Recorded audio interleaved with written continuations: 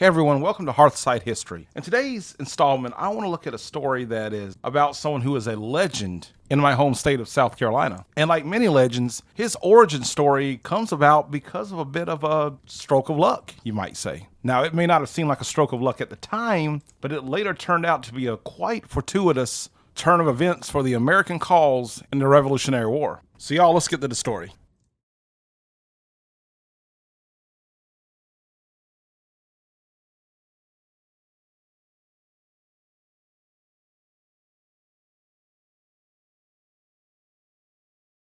Where we're going to begin this story is in Charlestown, South Carolina. The time, March of 1780. Now understand that this would be modern day Charleston, South Carolina. Also understand this, why the British are suddenly back down in the southern colonies.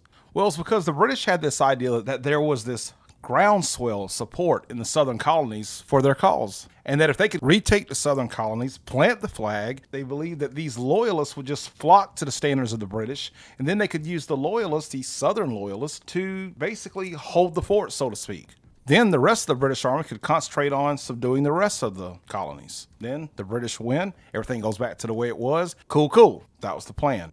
And so naturally, they needed to start taking some southern cities. And they did that in December of 1778. The British were able to take Savannah, Georgia. Now, the Americans and the French tried to retake it the following year, but that didn't go so well. So here we are in March of 1780. The Americans are holding Charlestown, the British hold Savannah, Georgia, and the British want to take Charlestown. So the Americans have just brought all these soldiers and all these fortifications have been built in Charlestown to try to protect it from the British taking it. And where there are soldiers, there are officers to lead those soldiers.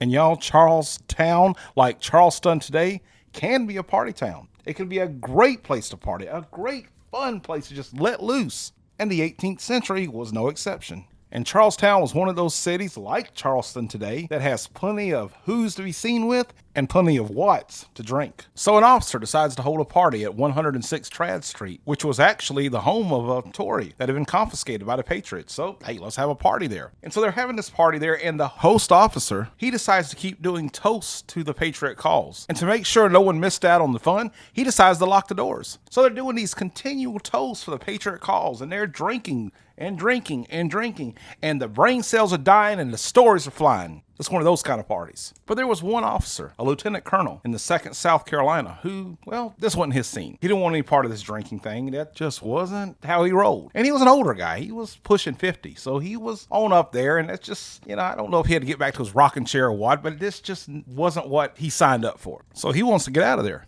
But remember, the doors are locked, so he can't. But there's more than one way to skin a cat, if you'll pardon that terrible phrase. So he goes up to the 2nd floor of this house, and he finds a window that he decides, hey, I'm going to go out the window and drop down to the ground and just get on out the party and go do whatever teetotalers do when everybody else is drinking. But his drop didn't quite go right. In fact, he falls down and badly injures his ankle. And not just a little, turn his ankle, put some ice on it, it'll be better in a couple of days. No, he messes his ankle up badly. I mean, just practically shatters or breaks his ankle. So he's a military guy, so he kind of needs to be able to walk. So his officers tell him, just go back to your plantation and just kind of rest up. The war will be here when you get back. Go up there, rest up, and then, we'll go from there. So he's carried out of Charlestown on a litter, and he goes back to his plantation. But as the fortunes of war would go, it turned out to be fortuitous. Because the British were on their way. They come in from the land side, and they are able to cut off Charlestown, and they lay siege to the city. A city which they were able to take on May 12, 1780, when the Americans surrendered the city to the British. 5,000 American soldiers are taken prisoner, which essentially destroyed the entire American army in the South.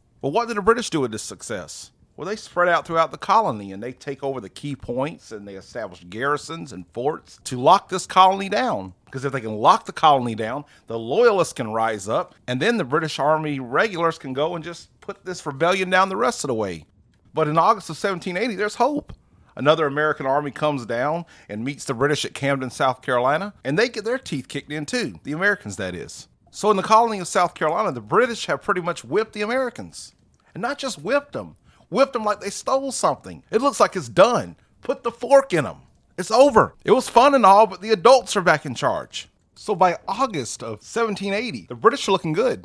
But something starts to happen. Near Nelson's Ferry on the Santee, there was a plantation called Great Savannah that belonged to Thomas Sumter, actually. And there a detachment of the 63rd Regiment of Foot was guarding about 150 American prisoners. And on August 20th or the 25th, a force of American militia suddenly attacked this British detachment and defeated them. And the prisoners were freed, even though about 85 of them decided to be prisoners anyway. So here we had a little skirmish that really, it was just that, a little small skirmish, but it was a sign of things to come. It was a sign that some new force of American guerrillas was on the scene around the Santee River and the PD River. So as Tory detachments started to raise up, this American militia commander, he would strike and he would disperse them and defeat them in several battles, which really started to get the attention of the British. You know, they thought things were going well, and they were going well. But now, here in the northeast part of the colony, this American militia commander is just wreaking havoc and just crushing these loyalist militia detachments before they could even take the field good. So what did the British do? Well, they do what you would expect them to do. They probably got to thinking, well, these loyalist detachments of ours are kind of getting outclassed right now. We need time to get them up to speed. Let's try to buy them some time and get rid of this nuisance of a American militia commander and send British regulars after him and British loyalist regulars after him. And once he's dispersed, we can get this thing back. Guess what? That doesn't work either, because this American militia commander who has just suddenly popped up, the British can't bring him to battle because he does hit and run tactics, and he'll just kind of snipe at them, and then he'll run off in the swamp when they get close, completely frustrating these professional British officers. He basically is launching a guerrilla campaign against the British. And no matter what the British do, they can't catch him, they can't stop him. And when the Continental Army returns to South Carolina, he starts attacking British forts and garrisons, and he just uses simply ingenious methods to capture them. So by war's end, even if he did not save the American Revolution, this American commander at the very least kept the Americans in the war so they could win it. And he did much of it with a limp that he received from an old injury that occurred when he jumped from a second-story window at 106 Tradd Street in Charlestown several weeks before the British took the city. That commander's name was Francis Marion, but we know him better as the Swamp Fox. And it was a broken ankle that helped launch him on his way to becoming a legend. Well, y'all, once again, it was fun for me to tell it, and I hope it was fun for you to hear it. Y'all be good to each other, and talk at you later. Bye.